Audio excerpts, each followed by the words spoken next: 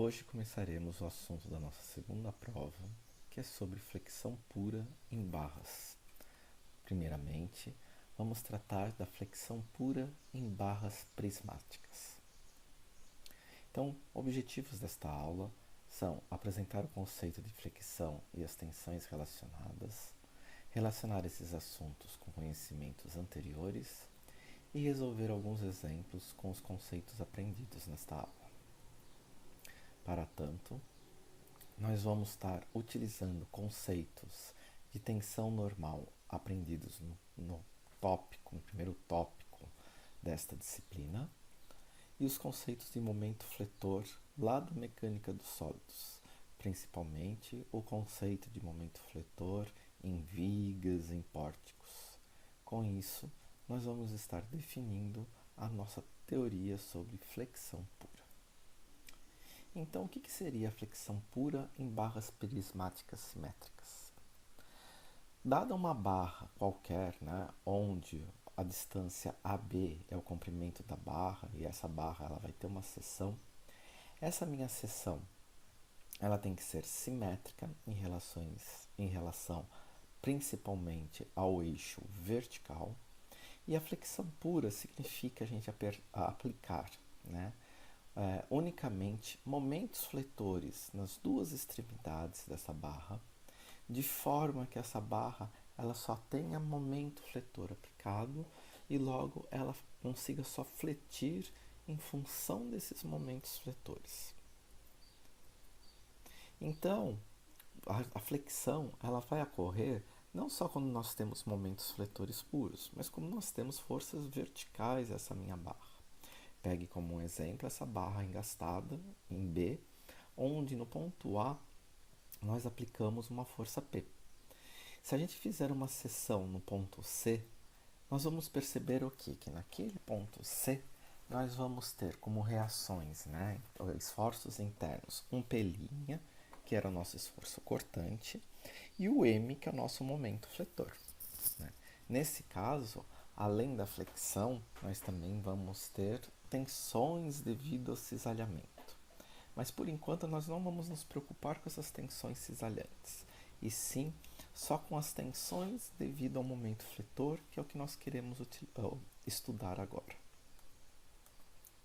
Então, de novo, voltando ali na nossa barra, eu aplico um momento nas duas extremidades, no plano de simetria, e eu vou obter, então, em qualquer seção intermediária entre A e B, um momento de igual valor e sentido oposto para equilibrar essa barra. E aqui a gente vai utilizar o mesmo conceito lá dos diagramas de momento fletor.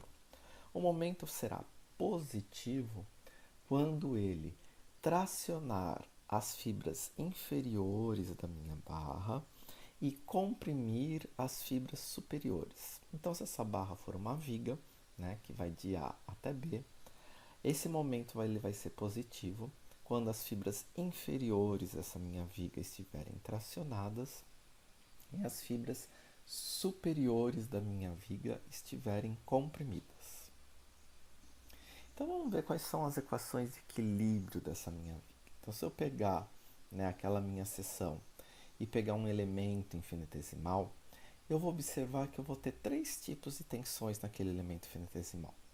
Uma tensão σx, que é perpendicular à minha seção, e duas tensões, tal xy e tal xz, que são paralelas às minhas seções. Por enquanto, tal xy e tal xz, nós não vamos nos preocupar, porque essas tensões, elas são as tensões devido ao cisalhamento. Nós vamos nos preocupar com esse σx. Esse σx vão ser as tensões geradas através daquela minha flexão, daquele meu momento aplicado na extremidade da minha seção. Então, se eu fizer o equilíbrio dessa minha seção, eu vou ter que, primeiro, as componentes em x. As componentes em x, se eu somar todas as componentes de x, que é o meu σx, vezes o dA, integrar isso daí, ele vai ter que dar igual a zero. Por que igual a zero? Porque eu não tenho forças externas aplicadas na direção x. Se eu calcular o momento em relação ao meu eixo y, o que eu vou ter? Eu vou ter que vai ser o z vezes esse meu sigma xdA. E se eu integrar todas as minhas áreas, ele também vai ter que ser igual a zero. Por quê? Porque eu não tenho um momento ao redor do meu eixo y aplicado. Entretanto, se eu fizer a mesma coisa em relação ao meu eixo z, percebam que vai ser y sigma xdA. E agora, esse y sigma xdA, ele vai ter o sinal negativo, porque pela regra da mão direita, esse momento vai estar apontando para o sentido contrário do meu eixo z. Se eu integrar todos os elementos, ele vai ter que dar igual ao meu momento m externo aplicado à minha viga. Então, o que acontece com a flexão pura? Quando eu aplico um momento nas extremidades dessa minha barra B, essa barra vai fletir. O que é essa flexão? É essa curvatura que ela vai tentar fazer. É a mesma coisa que eu pegar uma régua, né, e aplicar esse momento nas extremidades dessa minha régua. O que essa régua vai fazer? Ela vai se curvar. Né? Então, essas são as deformações da minha barra submetida a uma flexão pura. Então, se eu pegar aquela minha barra, né, e com os momentos aplicados nas suas extremidades, eu vou perceber que ao longo da minha barra vai ter uma linha que eu chamei aqui de DE, onde essa minha linha não vai sofrer alteração do comprimento. Isso significa o quê? Que esta minha linha, se ela não tem alteração de comprimento, ela não tem tensão normal associada. Entretanto, a linha AB, ela vai sofrer uma redução do meu comprimento. Logo, as tensões associadas naquela minha linha AB são tensões de compressão. Entretanto, ainda, a linha B', ela vai ter um aumento do comprimento. Logo, se ela tem um aumento de comprimento, né, como a gente viu lá das barras tracionadas e comprimidas, ela tem uma tensão normal relacionada de tração. Né? Então, a gente pode falar que nossos eixos coordenados, eles estão colocados bem sobre o que a gente chamou de linha neutra, né? Onde x é indicado o comprimento da minha barra, o y é a direção vertical apontando para cima, e o meu eixo z ele vai estar apontando para a esquerda. Né? E aquele meu ponto O ali é o centro ali da minha linha neutra. Né? Quando nós estamos trabalhando com flexão pura, né, essa minha linha neutra, né, vai coincidir com o ponto O, que é o centro de gravidade da minha seção. Né? Então, se eu quero calcular a minha tensão a deformação em qualquer ponto, né, da minha viga, né, da minha seção, a gente vai ver que essa deformação ela vai depender daquela distância y. Né? Quanto mais distante, né, eu tiver do meu centro de gravidade, ali da minha linha neutra, maiores serão as minhas tensões. Então, se eu seguir no y positivo, quando eu chegar no y igual a C, né, eu terei a maior tensão de compressão na minha viga. Mesma coisa vai acontecer no sentido contrário. Então, vamos fazer algumas relações. Se eu chamar a distância de D até E de L, do comprimento da minha viga, né, lá da geometria eu sei que o raio de uma circunferência, né, vezes, né, o ângulo desse arco da circunferência em radianos, ele vai dar o comprimento desse arco. Então, no meu caso aqui, o meu L.